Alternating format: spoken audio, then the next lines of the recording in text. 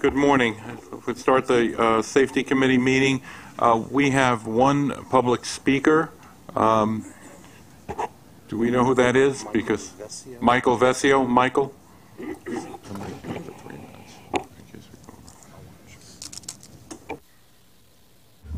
Good morning. My name is Michael Vesio. I'm a commercial manager for AM General Contractor located in Bologna, Italy. Today, unlike Monday, I am here as a commercial director. As a former New Yorker and a commercial manager, I constantly keep a close eye on happenings regarding the New York City transit systems. During the last safety meeting, I had seen that the New York City Transit has been looking for newer technology. I went through the list of vendors and the technology. It seems to be unproven, new test type technologies. In Europe, we have standards where we use proven technology. One of the standards that we have in Europe is the EN 45545. It's a fire standard, but it covers 5 models: paper cushion, fire applicable to seating material, electrical faults, electrical cabinet faults, and obviously terrorist threats. AM General Contractor has based our entire system on an EN 45545 with the ability to do much more. With this system, we could also detect people, we can count people, we could keep track of their movement, we could allocate different airflow HVAC systems to streamline operations, to minimize cost, to maximize operations. Yesterday, I went to the stadium to catch a game with my brother. And obviously, I took the 4 up. Crowded, around 2:30. Out of the air conditioning up top, water's leaking down on people. With our technology, infrared technology, thermal technology that's being used right now, it's not a test type, it's not a futuristic technology. We have over 5 million operating hours without any false alarms, without any stoppage of service, any complaints. And we've been able to streamline the Frecciarossa in Italy, the double-decker Rivalto, the Milan Underground, the Meneghino line, and the Leonardo line. Again, I watched on YouTube these safety meetings and all the other meetings. And I know there was a Shark Tank theory last April where we have vendors come in and show their technology. But it's unproven technology. We have technology that we're running in Italy, in London, in Berlin, soon in China, in Shenyang. And I urge you to look into this. I'm leaving tomorrow morning to go back to Bologna. I'd be more than happy to come back. My president has given me full leeway since I'm a former New Yorker.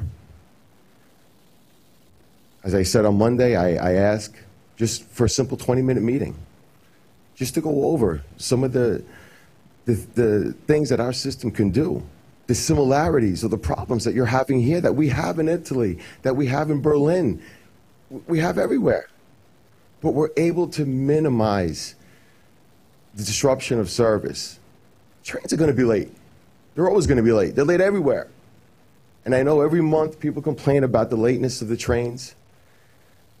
But we can improve on other things. We can streamline. We can minimize money going out. We could save money. And again, this is very true to my heart because I am a former New Yorker. And I said it on Monday, and I'll say it again today. I miss this city very dearly, even though I enjoy living in Italy. But I'll end it here. Thank you very much for your time, and I truly hope you think about what I said today. Thank you. Thank you. There are no further public comments or coming forward. So let me move forward to the agenda. First, the approval of the minutes from the April 26, 2017 meeting. Do I have any comments? Do I have a motion? Seconded? All in favor? Aye. Any opposed? Motion carries. So on the safety, let me turn it over to David on the Safety Committee work plan. We have no changes to the work plan, sir. Okay. Any questions of David on the work plan? There being none, if I could ask a favor for item number, is this a new agenda? I have the older agenda. So we are now doing the report. We'll just go to... Right. Let's go directly to David for the report of the Chief Safety Officer, David Meyer. Good morning. Let me say a couple things very quickly, and then we'll move into an item that's been making news over the last several hours. First of all, I did want... I'm sorry, difficulty hearing? How's this? Any better? I just wanted to follow up from the April Safety Committee meeting. At that meeting, we received a briefing from New York City Transit's Mark Beanstalk on track intrusion detection technology, and Ronnie Hakem asked at that meeting if our railroads could receive a briefing from Mr. Beanstalk on the technologies that have been tested in the transit system on track intrusion detection. And I just wanted to follow up and indicate that both the safety officers from our railroads met with New York City Transit, received a thorough briefing on the technologies that had been tested in Phase 1 and are now aware of the Phase 2 activities that are going on. And once Phase 2 is completed, we'll reconvene with New York City Transit to make a determination in final on the applicability of those technologies to our railroads. I also wanted to just say a brief word about obstructive sleep apnea screening. We've talked a whole lot in this committee on that topic, and I wanted to indicate that we are now almost 3 months into our MTA-wide screenings, and we've risk assessed almost 6,000 employees and are continuing to work urgently through our employees to screen them for this condition, and more than 1,300 individuals have now been referred for diagnostic sleep studies. So our program is continuing to lead and is continuing to operate. Finally, I just wanted to mention that yesterday, both Ann Kirsch and I and Justin Vanashek were in Washington, D.C. for the National Transportation Safety Board's board meeting on the Valhalla, New York grade crossing accident that occurred about 2.5 years ago. We were there for the meeting where the agency, the NTSB, made its final determination about probable cause and findings and recommendations. We learned a lot yesterday about its phraseology on its determinations. However, we've always told you that we would not wait for the NTSB to publish its report to move forward on improving grade crossing safety in our region. And over the last 2.5 years, we've done a whole lot to do that. We've centered our activities around the proverbial 3 E's: engineering, education, and enforcement. We almost immediately after the accident entered into a partnership with Operation Lifesaver. Operation Lifesaver is a long-running and nationally recognized expert on grade crossing safety education, but their programs really hadn't been targeted toward the dense urban commuter railroad environment, and we worked with them to develop an educational campaign that built out on our Bubble People campaign that had been used traditionally more for subway etiquette to develop a region-wide educational campaign on grade crossing safety that has now been supplemented with Metro North's TRACS program that is modeled off the Long Island Railroad's very successful program. Metro North's program in TRACS has now reached almost 90,000 individuals through its training. So we've done a great deal in education. The MTA police and regional police have also done a great deal in terms of enforcement at our crossings, and that also has an educational component. And finally, with respect to engineering at our crossings, we very shortly after the accident engaged the services of a of a nationally recognized engineering consulting firm that we have been using extensively to assess our crossings, make recommendations, and those recommendations are translating into actions and improvement at our crossings, most notably through a series of infrastructure grants that we were awarded from the Federal Railroad Administration last year to make very specific improvements based on recommendations. So the NTSB's report was adopted by the board yesterday, and we received their findings and recommendations, and certainly welcome their investigation. However, it's just one more step in us moving forward to improve safety at crossings.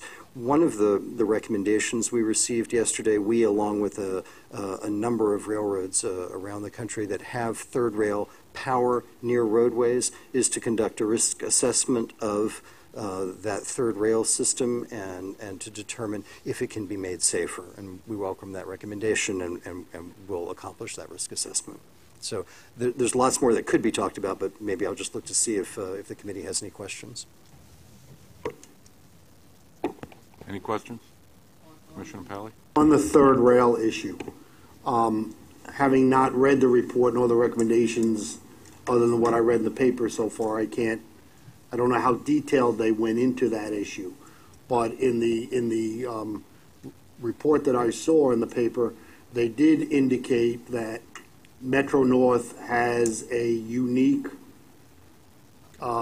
configuration, thank you, sir, for the word, of the third rail, which is different than all other commuter railroads. My question number one is that true? Question number two is why?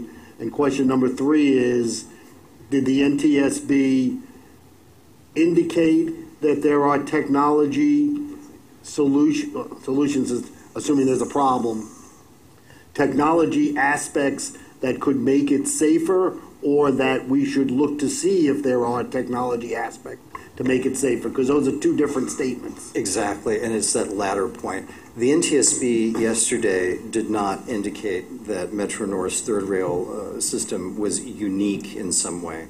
They simply indicated very factually that it does not have any crash attenuating features, energy absorption features, or breakaway features. It's not required to have those features, and they suggested that Metro North, Long Island Railroad, and other railroads around the country that have third rail near roadways conduct a risk assessment to see if the arrangements could be made any safer. But they did not single out any aspect of Metro North's design as unique compared to any other railroads. Did you want to follow up, Justin? That is correct, and also SEPTA has the underrunning third rail as well.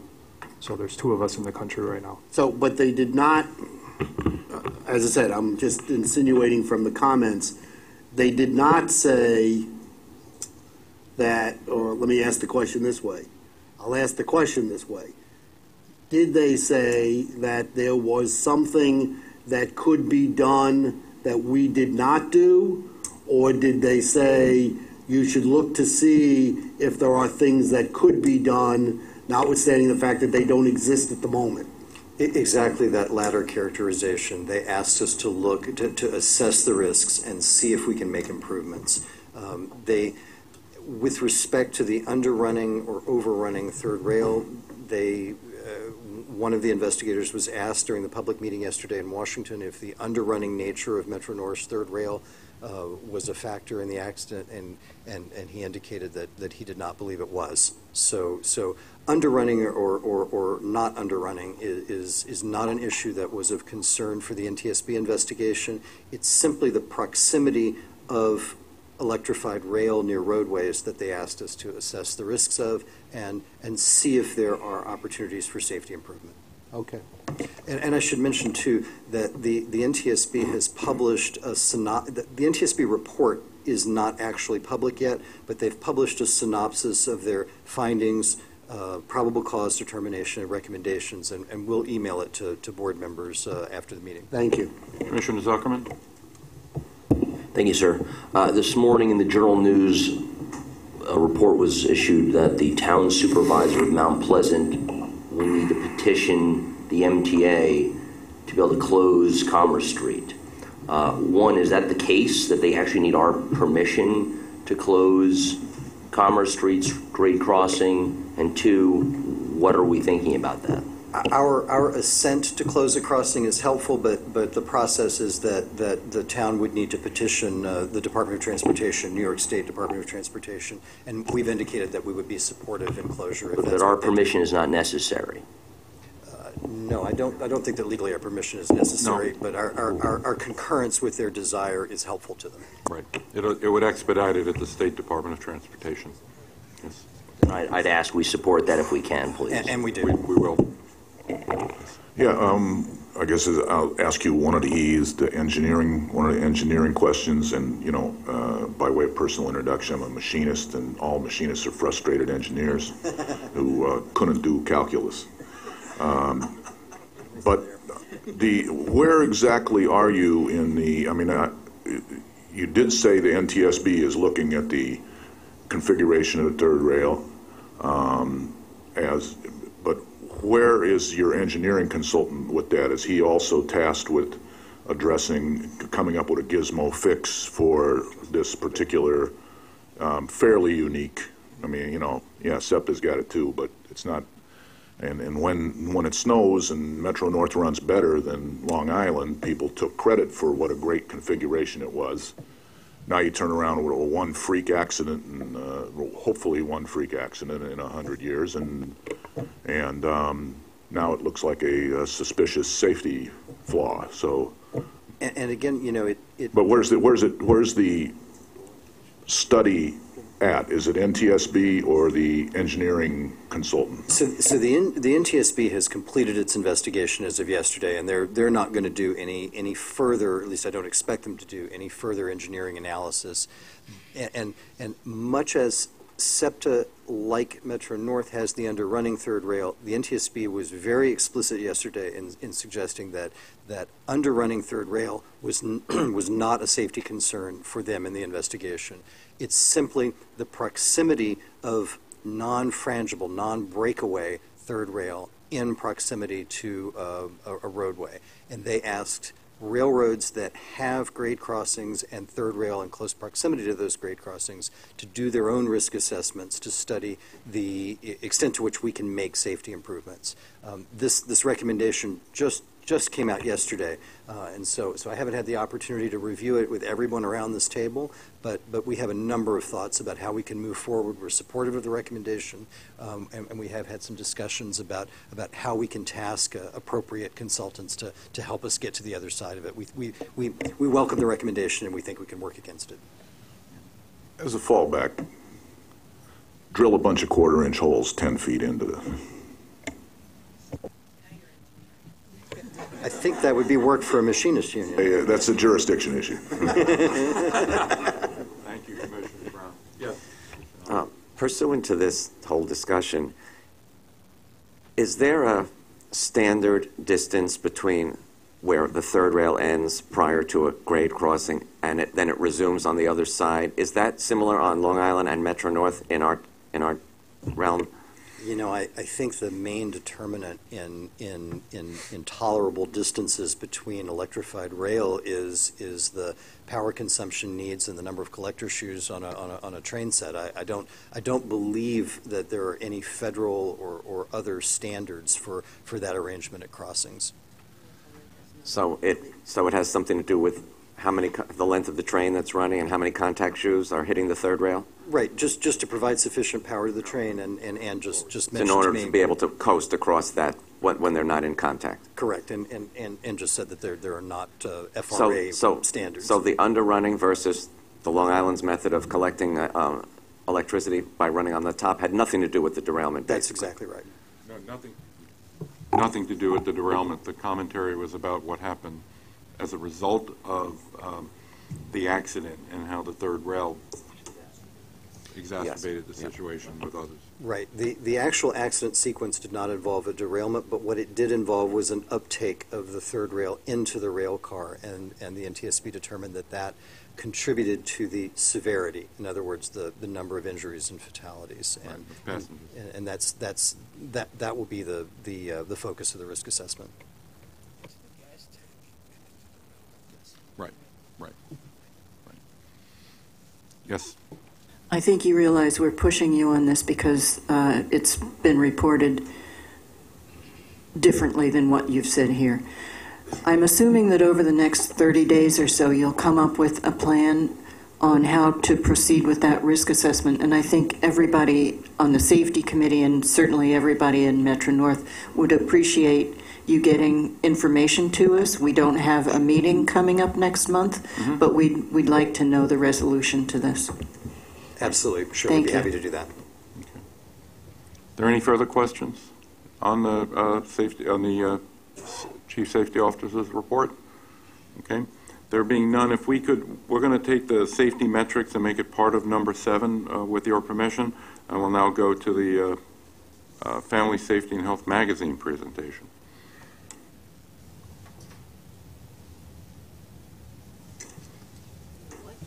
We'd like to go to We'll go to that. We're going to try it a different way. There we Oh, go. I saw something change. Something Okay. changed. So, more than a year ago, we addressed this committee and indicated that we were subscribing all of our employees to Family Safety and Health Magazine, which is a publication that's produced by the National Safety Council. However, it allows multiple customization options to be able to style it and brand it as an MTA endorsed publication. We send it to our employees at their home addresses for a couple of reasons. One is to communicate that from the very top of the organization, we care about their safety, and specifically, it's not a work-related safety publication. It's a home and recreation-based safety publication, and that's because statistically, employees, not just our employees, but employees everywhere, are more likely to get hurt off the job than they are on the job. So we've been sending this magazine on a quarterly basis to our employees, and each issue includes an email address where we solicit feedback from all of our employees on what they think about the magazine. You can advance to the next slide. What they think about the magazine, and we do get feedback from employees, and we have a very, very close relationship with the National Safety Council, and we communicate with them when we receive feedback. And their publications department, we're a fairly large customer of theirs, and their publications department is eager for our feedback and takes it into account when we provide it.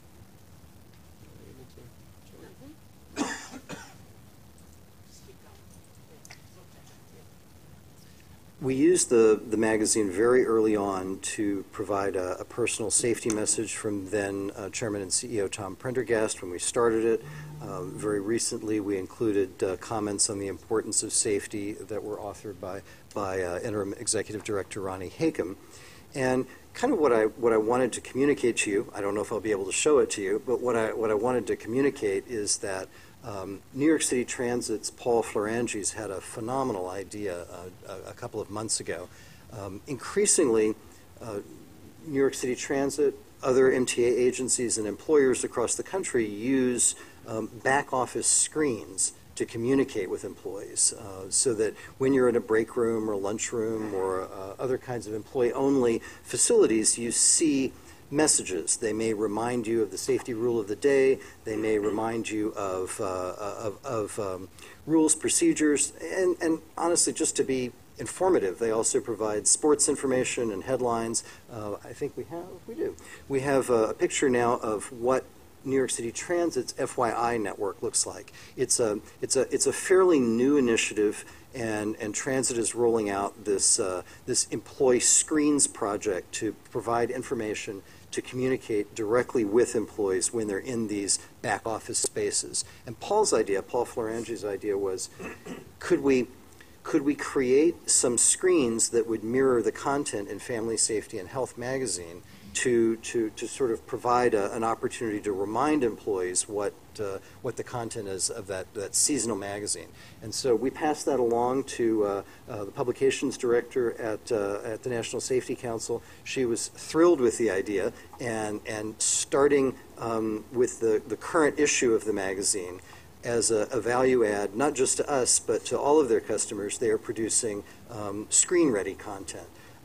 New York City Transit is also animating that content to make it even more visually appealing, and we thought there's no sound with it, but we thought we would show you a couple of the animations that parallel the magazine content. And theoretically, if you click on play, we'll show them.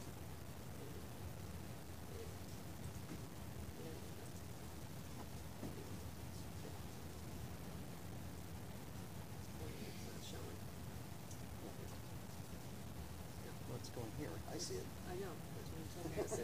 So it's not working. It's not working. Okay. So keep going.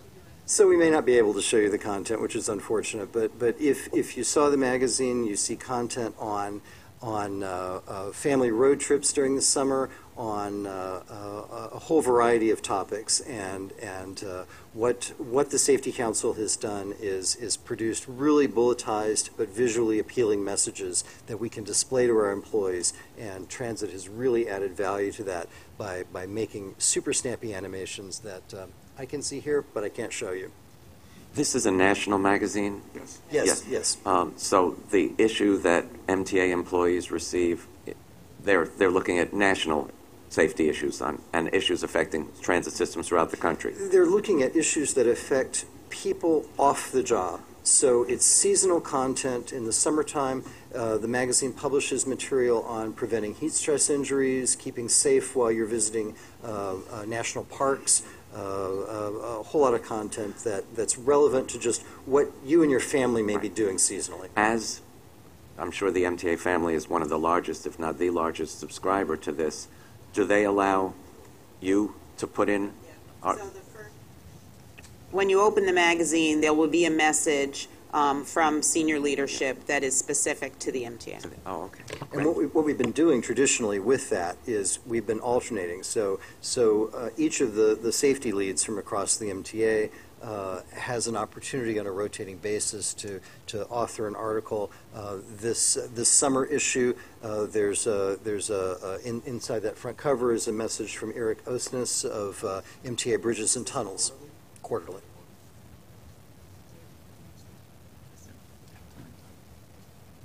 Yes, I've received a copy of this in a package that was sent by somebody, I'm not sure who, but I think you should make a point of seeing that all the board members do get it as well. And you know, as I'm sitting here, we initially set that up, and I'll check on it to make sure you do get it. Oh, good, wonderful.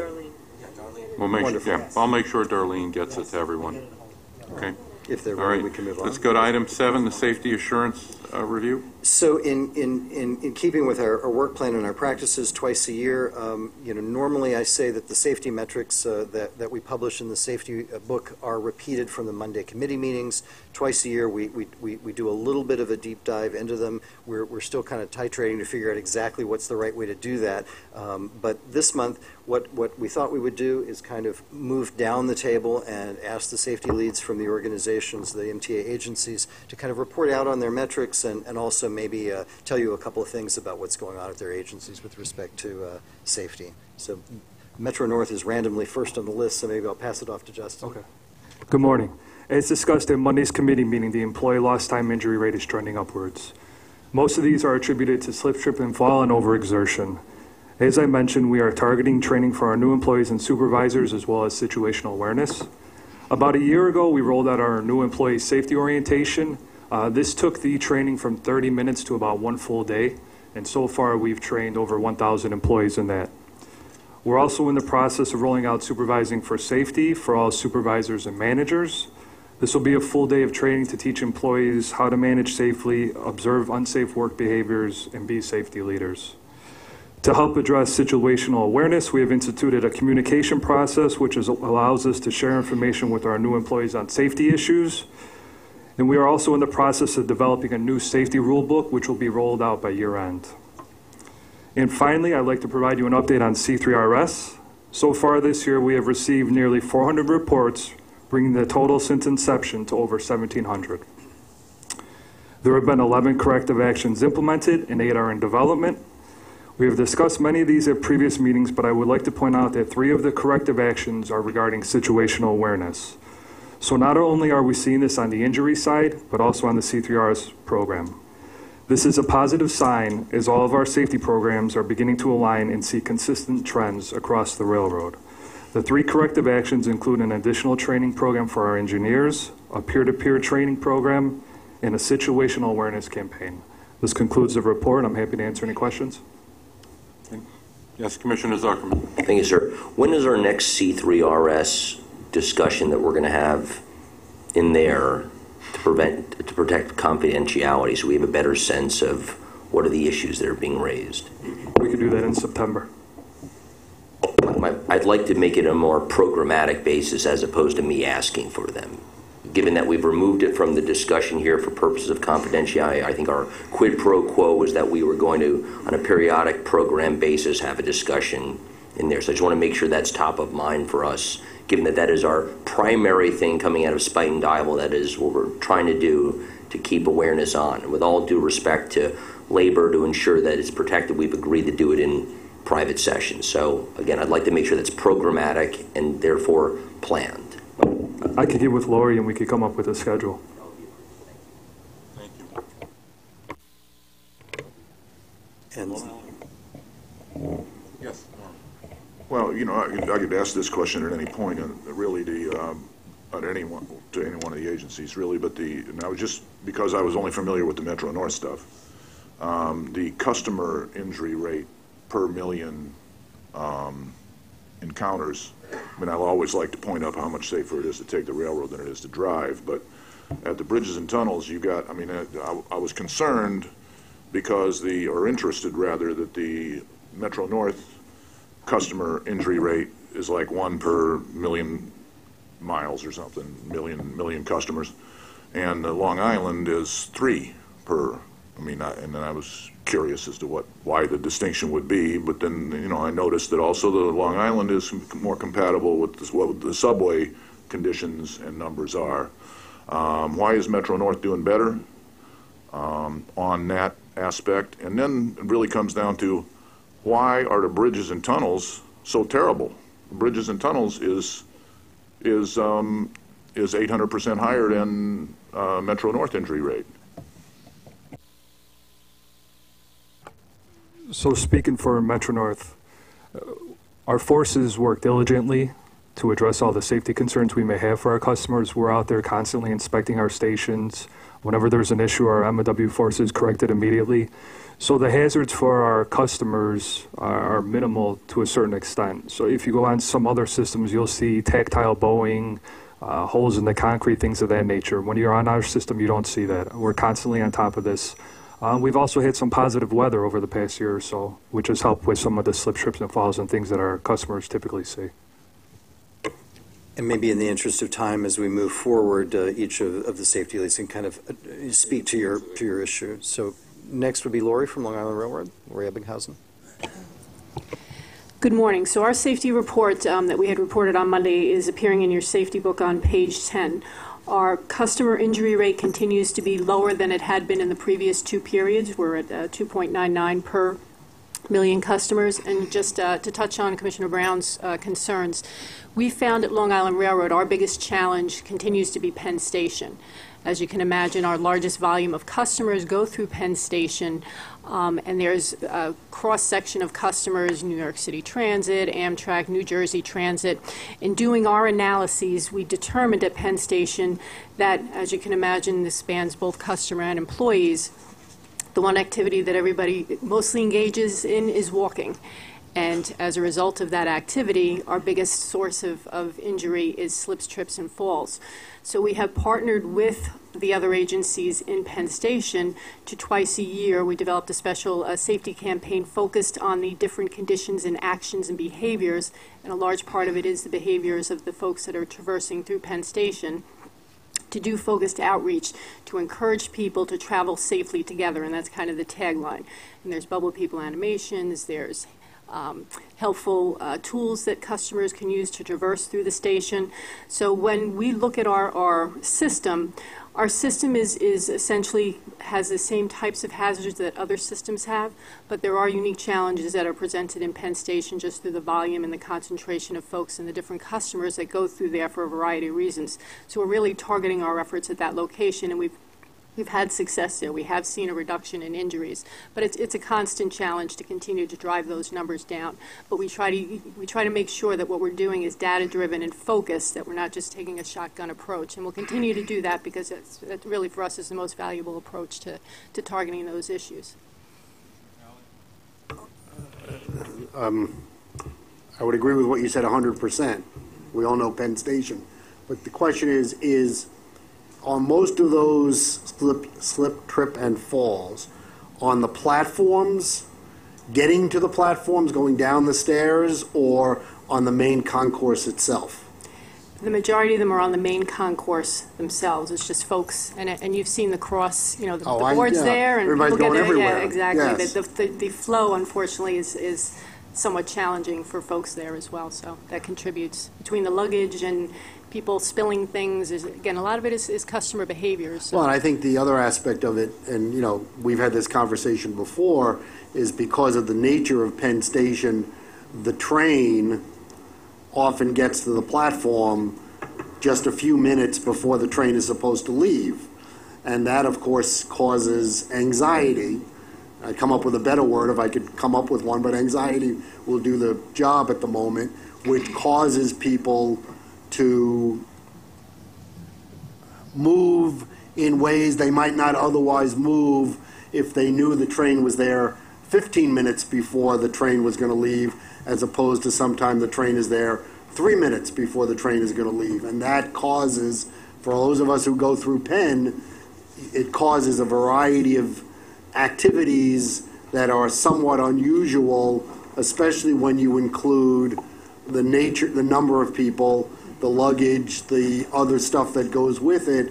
And it's, unfortunately, it's the nature of the beast, but it's something we need to see. Now, hopefully, obviously, the West End Concourse provides a new opportunity for people, and hopefully they will now spread out a little more. We can only hope. And obviously, some of the other things that are going to happen at Penn. But, no matter what, the ability to get the train to the platform earlier than we do now, and I understand there are engineering constraints from my engineering friend, that would help. Because I think it would extend the time period that people go from where they're standing to to the platform they have to get to. Because we all see it, what happens as soon as the number comes up, everybody runs. And when everybody runs, nobody's looking for anybody else who's also running, and that's what happens. Yeah. I understand there are constraints, but that would help in that context. So the statistics for slips, trips, and falls for your railroad, are they solely in the Long Island part of Penn Station? How do you treat steps that lead from the Long Island part to the Amtrak part, for instance, or to the subway? We consider those, because if you recall, the reason why we report is so that we can identify conditions that would help us to do things to make the situation better. So we do count if somebody's coming down from the Amtrak level or coming down from the street level. We consider that part of our reporting catchment area. So we make sure that we work with our partners, and as you can imagine, it's a pretty complex choreography that goes on at the terminal to try to get the trains in, and there's goals for getting them in 10 minutes ahead of time, but we do consider that our entire catchment area. You don't count the Amtrak level, we don't count, but anything coming into our system we look at. To Mitch's point about the mad dash when a train is announced, from the time a train arrives in Penn until it's ready to be set up for departure and announced on the departure boards and at the gate, is there a normal amount of time for the train to be either serviced by a crew or cleaned up or anything, or if is it just a matter of how close you are to running on schedule, and that will dictate when you put it up on the board? Well, Yeah. There's no one simple answer to that. It's a combination of things. You know the throughput that we put in Penn Station is compared to Amtrak and New Jersey Transit. We run a lot more trains through a lot less station tracks than they do. We're only able to achieve that by moving trains off the platform quickly. So our trains come in, unload, move to West Side Yard, typically come out of West Side Yard. It would be nice to get them to the platform quicker, but typically they're waiting for a platform track to open up. They're queued either in the morning getting into Penn Station on line 4, in the evening coming out of West Side Yard waiting for a platform track to open up to move on down to. So it's really just the number of trains we run and the limited space that we have in Penn Station that dictates that. At certain times of the day, all the trains don't go to West Side Yard. They come to Penn and then they depart back to Long Island. But we're not having this problem with last minute things somewhere else. But even when they come in there midday, quite often we have a crew change, okay? And the crew's coming from the crew quarters and somebody's going off and new crew's coming on. They've got to do their equipment checks and that type of stuff on a platform turn. So there's a lot that goes into trying to do that. Thank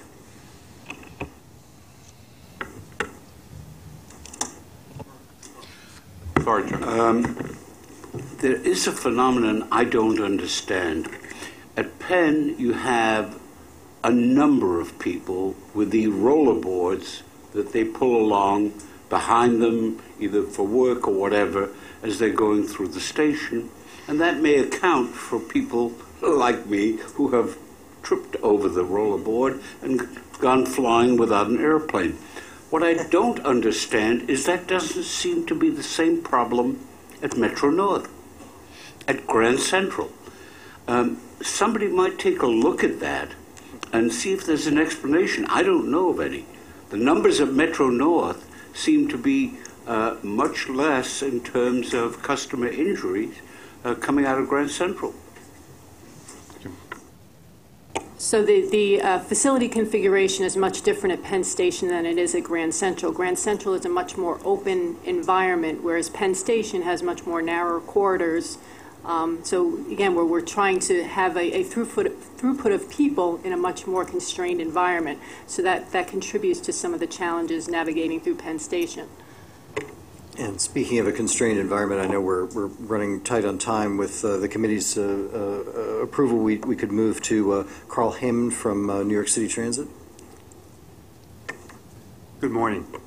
The subway customer accidents increased when comparing both a monthly and annual basis, primarily due to slip, trip, fall incidents.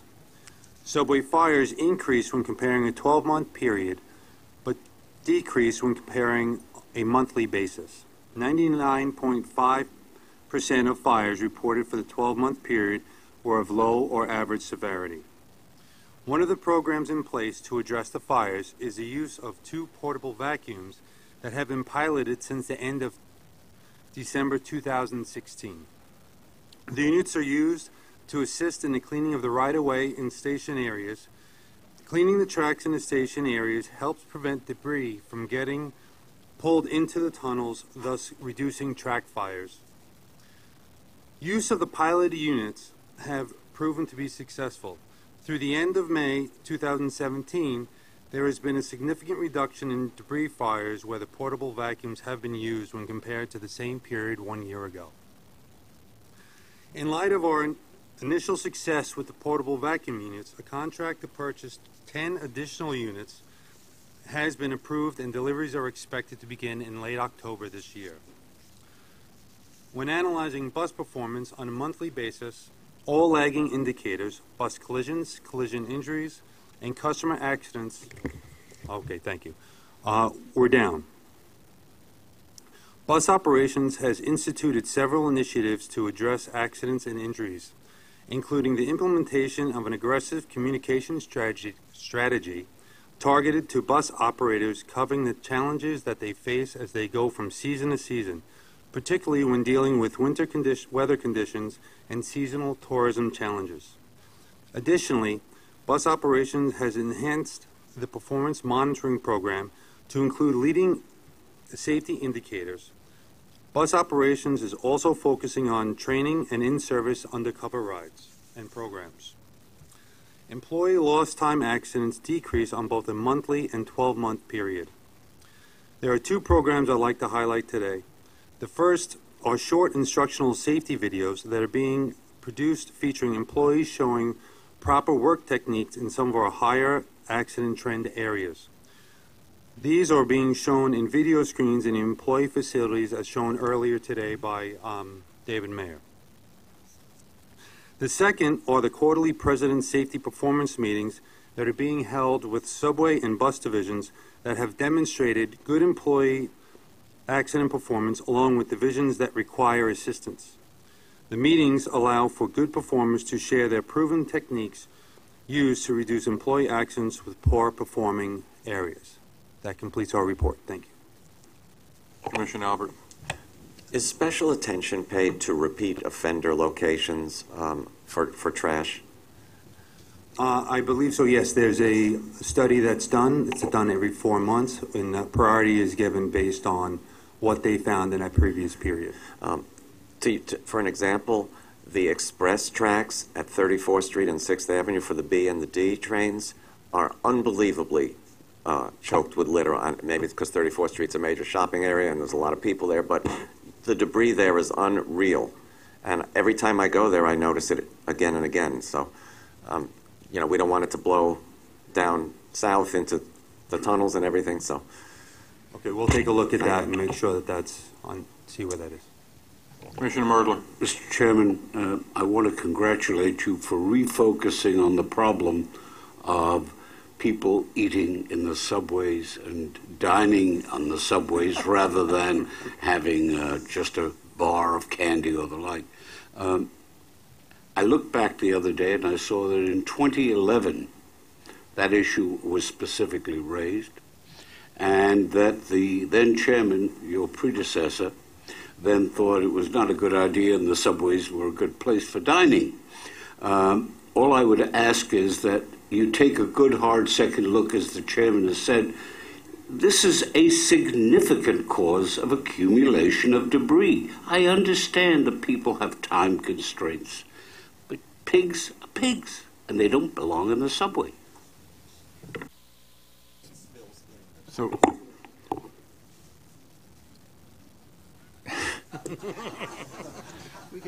so we'll move to bridges and tunnels in a second, but welcome back. Thank you. As you know, yesterday I did not report at all about anything regarding food. When I was asked a question about food, I said it's something that we as a board need to debate and come up with a rational proposal, because there wasn't a desire one way or the other. Like my predecessor, Jay Walder, I also in 2011, when testifying before the Senate, was opposed to the bill that the state Senate had that would outright ban all foods on the subway system. So we as a board need to engage on this issue to determine what the right policy should be. Thank you. Bridges and tunnels?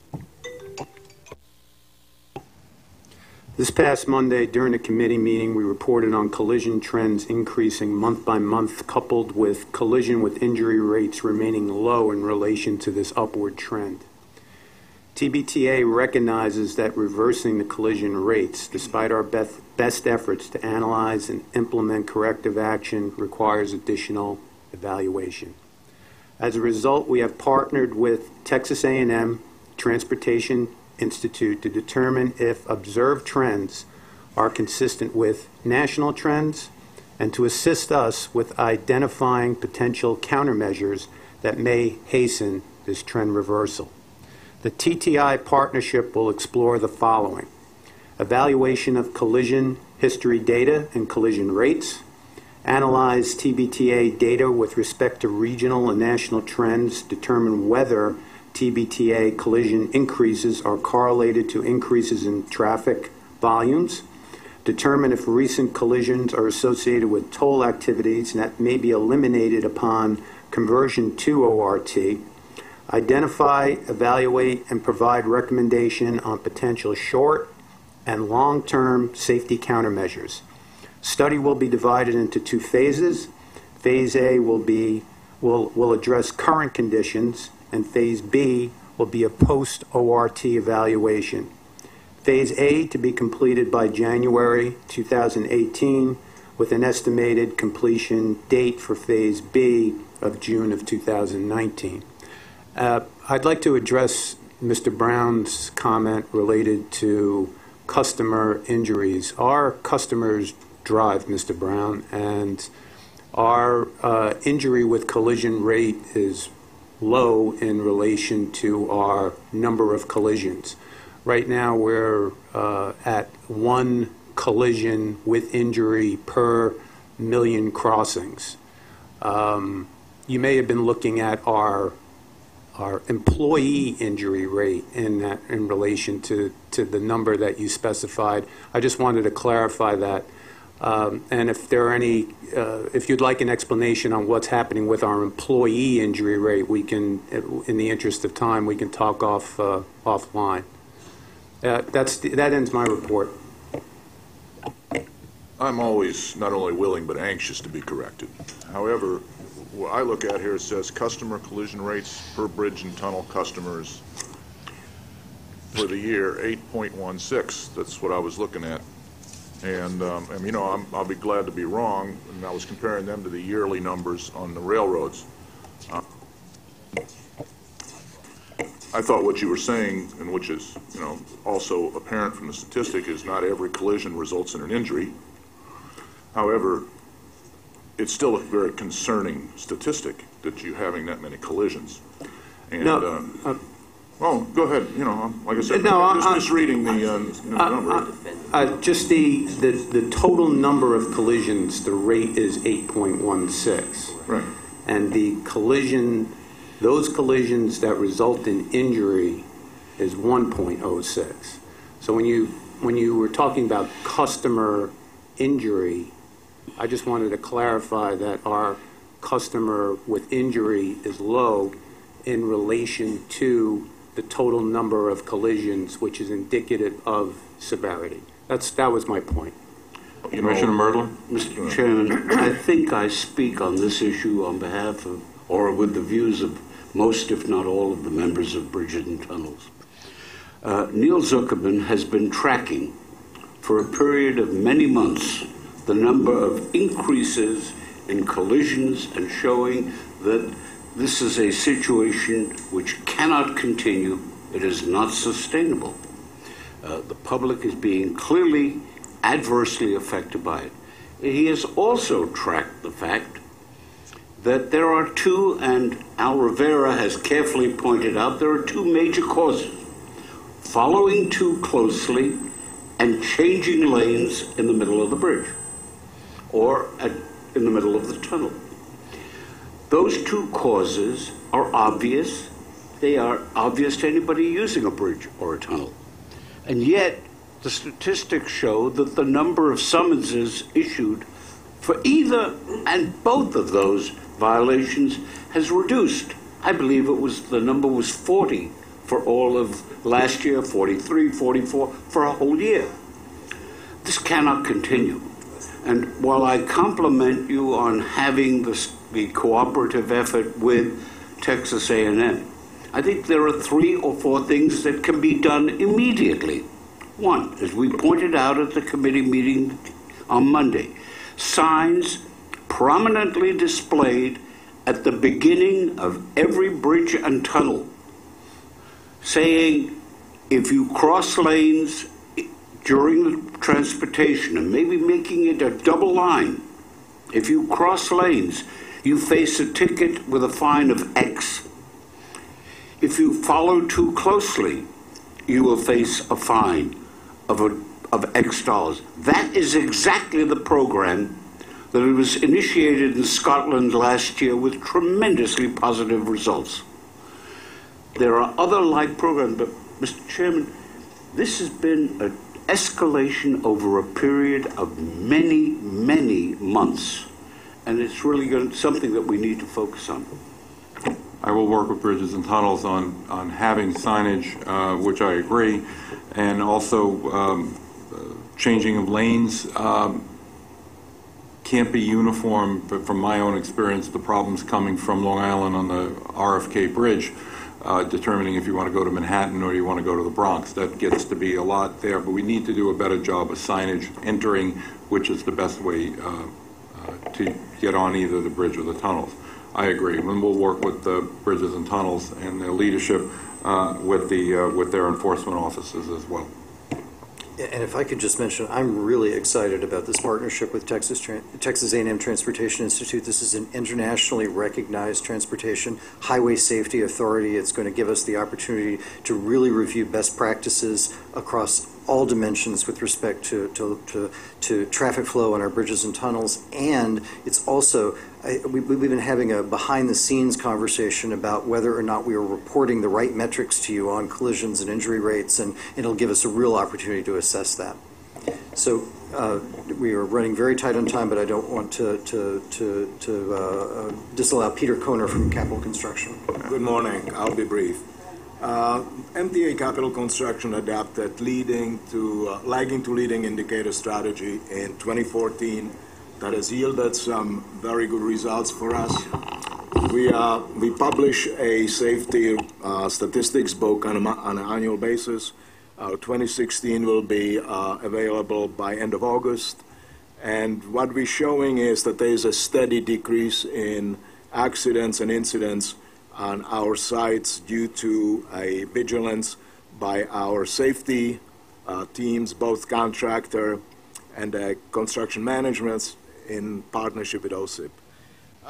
We break out our strategy into compliance, that is training, employee onboarding, daily operations brief, means of egress and entry, fire life safety inspection, communication equipment, testing, independent job hazard team, a safe work plan evaluation, toolbox talks, monthly safety stand-downs, etc. We also do performance evaluation strategy that yields from daily inspection, monthly performance, contract evaluations, monthly safety meetings, quarterly contract reviews that are aggregate of 3 months, and finally ACE evaluation. That is all for my report. The book will be available in August for everybody to see. Questions from any of the commissioners? I see the best way to reduce construction injuries is to finish the project. Absolutely. Which is why Second Avenue Subway has 0 at the moment, because they finished the project. I always knew there was a secret to the report. But it then flips over to the transit authority. Right. At that point. It just moves down the road. Right. Although I would like to comment that if you look at our performance, even during active contracts, we are well below the BLS rates, votes for recordable, and lost time. But that's how to get to 0. Yes. 4 or 5 times. Right. Okay. Are there any other issues to come before the committee? Yes, Commissioner Zuckerman. Mr. Chair, thanks for the indulgence. I know we're short on time, but as your first safety committee meeting in this tenure, I want to raise a topic I have raised many times. When I was a young kid, I used to love listening to Billy Joel. I played the same Songs of the Attic album over and over and over again. And eventually this record broke.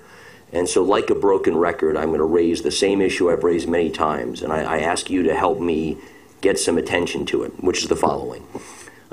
I joined this board shortly after Spite and Dival, which is on December 2013. Before that, we were not talking about sleep apnea. And yet afterwards, we, like an incredible military operation, focused deeply on it, testing everyone, fixing that attention, and making real progress. Before Valhalla, 2.25 years ago, February of 2015, if I remember correctly, 2.5 years ago, we were not talking about grade crossings the way we are now. Operation Lifesaver was put in place. We had an incredible campaign to educate the public on. I am desperate to understand what are the 2 or 3 accident types that we are not talking about now, but should be. This is a board, this is a committee that should have a forward-looking focus, not a reactive focus. I ask you and I ask Mr. Mayor to have this as a focus and a conversation, whether it needs to be had in public setting or privately. I take this very seriously. I've made this comment over and over again, and it needs to be addressed. Being reactive is not acceptable, in my opinion. And I don't mean that to be angry, but I'm getting frustrated, and I think the riding public deserves our attention on being a little more creative in terms of what could be the case. Right. Neil, I agree with you. In my other life, I deal with safety issues all the time in the workplace and how important it is, and I'm proud of the fact that where I work has been claimed to be the number one safest hospital in the country. That said, we work very, very hard at that, trying to figure out not just what we're doing right, but what we have to do differently to maintain that level. I will work with the Chief Safety Officer on these types of what ifs, as well as with the various different components of the MTA, because I do know it's important. We will try to think of everything that can possibly happen, but as you well know, we won't we won't always hit everything. But I do think it's important to think about it to preempt problems from happening. Right. And thank you. Any other questions? I'll entertain a motion to adjourn. Seconded. All in favor. Thank you. See you in 25 minutes.